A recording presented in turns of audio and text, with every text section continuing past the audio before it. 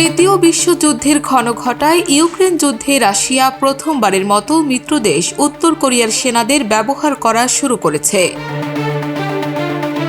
ইউক্রেনীয় সেনাদের বিরুদ্ধে লড়াইয়ে উত্তর কোরিয়ার সেনারা অংশ নিলেও এ পর্যন্ত ইউক্রেনের ভূখণ্ডে তারা প্রবেশ করেননি। ইতিমধ্যে ইউক্রেনের জেনারেল স্টাফ বলেছেন, তুরস্ক অঞ্চলে রাশিয়া উল্লেখযোগ্যভাবে হামলা বাড়িয়েছে। সেখানে বিমান হামলার পাশাপাশি গ্লাইড বোমার ব্যবহার ও 2 শতাধিক গোলন্দাজ আক্রমণ চালিয়েছে তারা। এসব অভিযোগ করে শনিবার জেলেনস্কি বলেছেন, রাশিয়ার কুরস্ক অঞ্চল দখল রাখতে লড়াইরত ইউক্রেনীয় সেনাদের ওপর হামলায় রুশ বাহিনীর সঙ্গে প্রথমবারের মতো উত্তর কোরিয়ার সেনারা অংশ নিয়েছেন।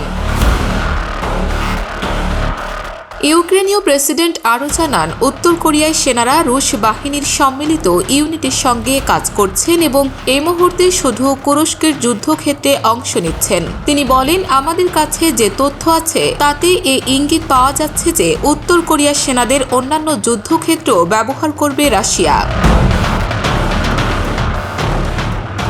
ইউক্রেনের জাতীয় নিরাপত্তা ও প্রতিরক্ষা কাউন্সিলের কর্মকর্তা আন্দ্রি কোভালেস্কো দাবি করেছেন, যুদ্ধে উত্তর কোরীয় সেনাদের ক্ষয়ক্ষতি হয়েছে, তবে ক্ষয়ক্ষতির সুনির্দিষ্ট কোনো হিসাব দেননি তিনি।